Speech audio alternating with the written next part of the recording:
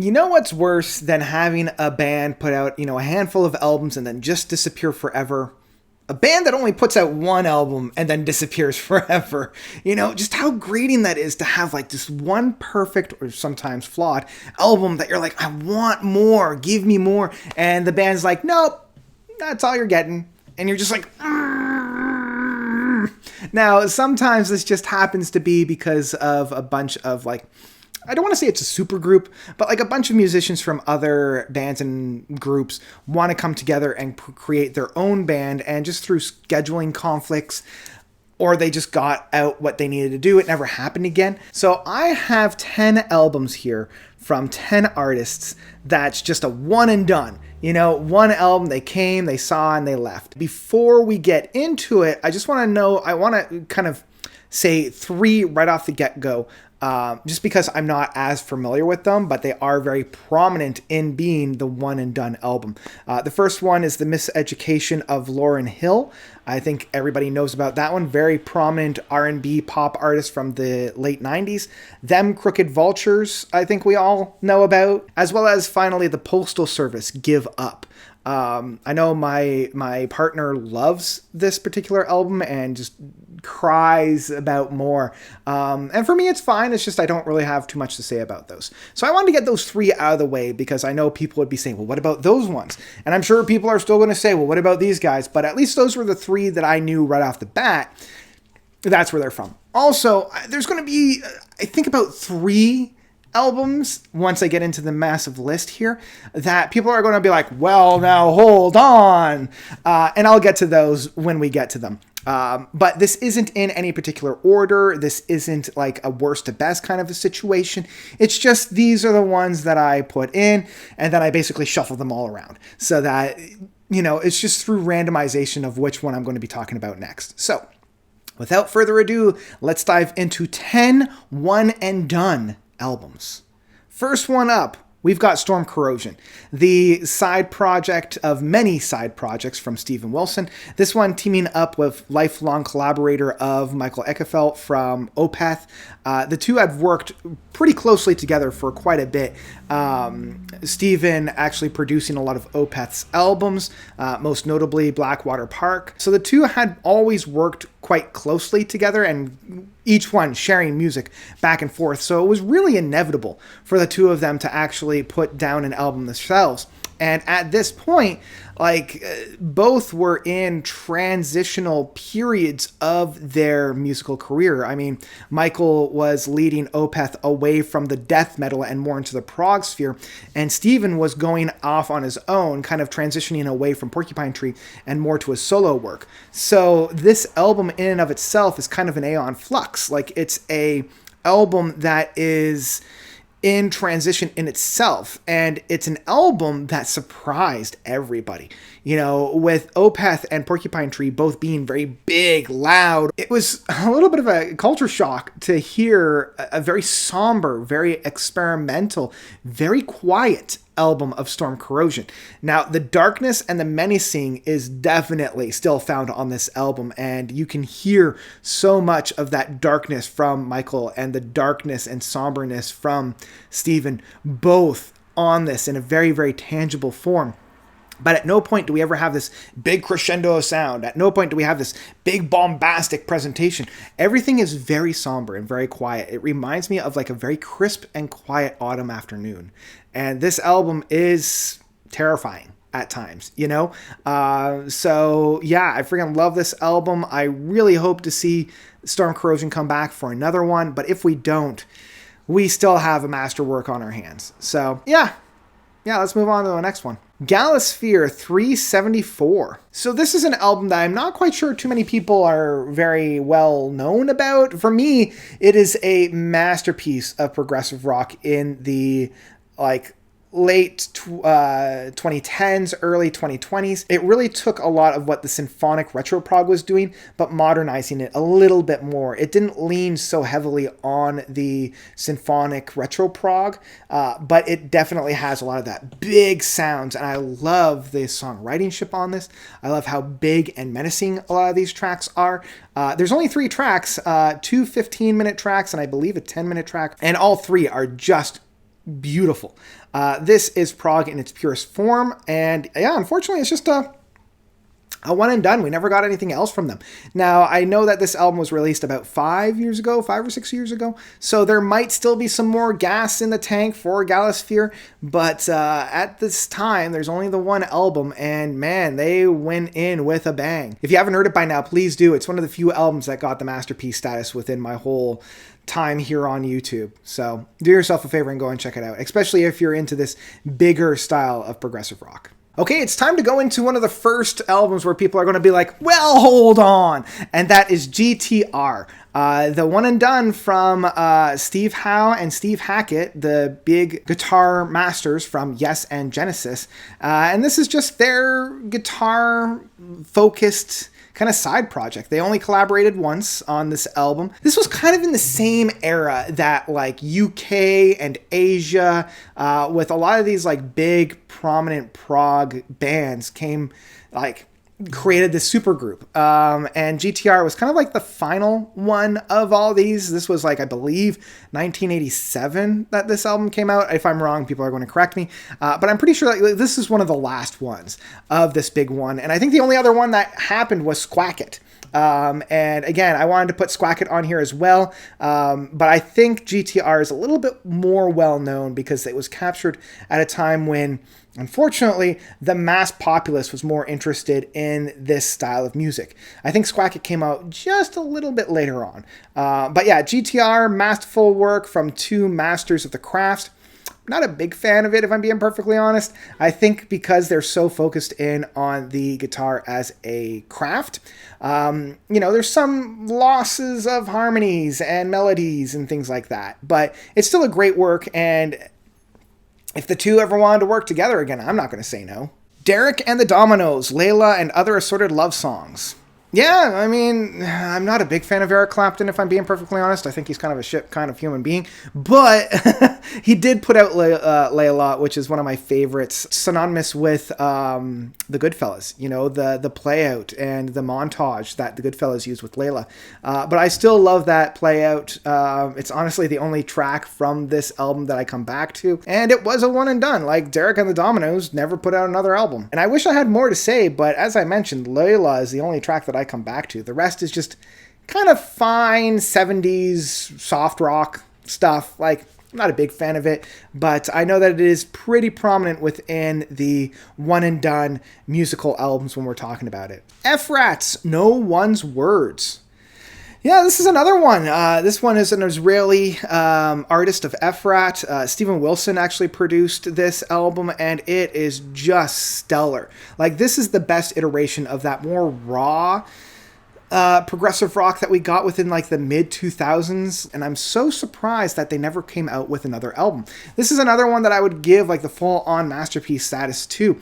I love like the big like epic of this album. You know, it ends off with this big sprawling epic, and it has so many different movements and pieces on there that make me gush. I love just how symphonic it can be while also being so very raw. If you're into this kind of style of like, I don't know, pure rock in a prog sphere, like rock from like the 90s kind of modernized into the 2000s, I think you'll really get a kick out of this. And it's a shame that not a lot of people know about this album. So this is my plea for you guys to go and check it out. I think it's a groundbreaking album, and sadly, we only got one album from them. All right, talking about the 90s, let's talk about the New Radicals. Maybe you've been brainwashed too. Talk about an album that has kind of like a one-hit wonder. This one I remember seeing so much in the 90s, especially with that big charting track, You Gotta Get What You Give, or You Get What You Give. I mean, I think that track was on every other soundtrack in the late 90s. I just loved how big and how joyful that track was, especially with a band called the New Radicals. I'm so surprised that they never came out with another one, but people far smarter than I am have done many takes about this track and this album. So yeah, I'm just going to say that this is another one and done, unfortunately. We won't get another one from them, but at least we will get what we give. Emerson, Lake and Powell. Now, this is the next one that people are going to be like, well, now hold on. And I am just so ready for people to do that. Some people would say this isn't a one and done, and this actually belongs in the Emerson, Lake and Palmer discography, but really, it's not. You know, if you think about it, like, even though it does get grouped into the Emerson, Lake and Palmer discography, it isn't. It's Emerson, Lake and Powell. It's a completely different band. This was the only time that Emerson and Lake would play with Powell, and it does provide a completely different, you know, interpretation of them. Heck, I even included it, I believe, on Emerson, Lake and Palmer's Worst to Best, even though it kind of has, you know, a lot of the signature Emerson, Lake and Palmer aspects of it. Because Carl Palmer isn't on this and Powell comes in, Powell brings a completely different dynamic to the band, and it's neither better nor worse. It's just different, you know, and a lot of people love that, and I particularly love that. I loved hearing both Greg Lake and Keith Emerson play around with this new drummer and this new dynamics, and it works pretty well. We only got the one album, so that's why it's on the one and done. You know, on the one hand, it's not necessarily the best, but this was also the time, you know, with Black Moon and In the Hot Seat and Love Beach, where they weren't necessarily pulling out their A game. So, I mean, this can be forgiven at not being one of their best albums. But, man, for a one and done, this thing is definitely streets ahead of a lot of stuff that was coming out in the 80s. So, yeah, Emerson, Lake and Powell. You know, it is a one and done kind of an album. So, yeah. Native Construct's Quiet World. Now, I know a lot of prog fans were screaming, "Where's Native Construct? I gotta hear Quiet World." Yeah, this is another one and done. You know, this was in the same time that Haken came on the scene. And I remember when both Native Construct and Haken hit. And they sounded very, very similar. You know, very big, very symphonic style of progressive metal music that bands like Symphony X and Dream Theater were starting to play with a little bit. These guys took that idea and ran with it. Yeah, I think Native Construct really did knock it out of their park. Even at the time, I was much more of a fan of Haken, and I still am. And I mean, Haken has grown into its own beast, and it's a shame that Native Construct didn't continue that, because I feel like Native Construct and Haken, along with other bands like Leprous and Neo Obliviscaris, was really like revolutionizing what progressive metal was at the turn of the 2010s. And, you know, I really wish that Native Construct continued on, because I would have loved to hear a follow-up to this album, and I think we all really would have. I still love the storytelling aspect of this band and this album. I love how big and meaty and raw this is. I love how dark a lot of the overtones on this album is. And if you are looking for that big symphonic metal, I mean, you got it right here. You know, this is a perfect companion piece to any Haken album by far and away. So, yeah, I freaking love The Quiet World, and I really wish that Native Construct put out a second album, but, you know, I'm fine with it just having the one. So, yeah. Okay, we're coming into another one that people are definitely going to be like, well, now hold on. And that is Anderson, Bruford, Wakeman, and Howe. And a lot of people are going to be like, well, now that's actually a Yes album. Well, actually, it's not, because if it was a Yes album, they'd have Yes on the title. No, this was Anderson, Bruford, Wakeman, and Howe. John Anderson, Bill Bruford, Rick Wakeman, and Steve Howe coming together to create this album in, I believe, the late 80s, early 90s, if my timeline is around the right. Like, this was kind of like in and around when Union was going to happen. I mean, they didn't have Chris Squire, and I believe Tony Levin actually filled in as the bass player on this album. So I don't know why they didn't call it Anderson, Bruford, Wakeman, Howe, and Levin, but maybe that was too much of a mouthful. Still love this album. You know, I think this was one of the best albums that any of these members had made, sans Yes.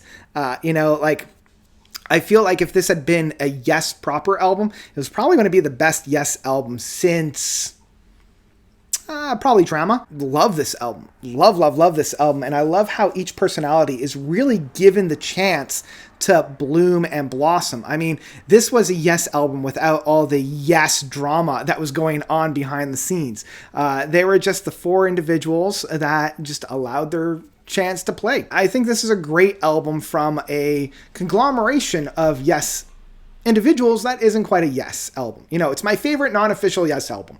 So, yeah. And it is a one and done. You know, they only did the one album. And, yeah. All right, let's talk about the last one. The last one being the Shags. Of course, I gotta have the Shags on here with Philosophy of the World. Love this album. Come on, how can you not? Frank Zappa said that they were more important than the Beatles, and Kurt Cobain said that this was one of the most important albums ever written. I think it was like his third or fourth favorite album of all time. This is an album that has really like blossomed into cult status. You know, the legend precedes the band by a far league. You know, the whole father that went to a fortune teller that basically told him that this was going to be one of the most famous bands, gave the instruments to his kids and didn't even really pay for any lessons. It's like, don't need no lessons, you're going to be famous.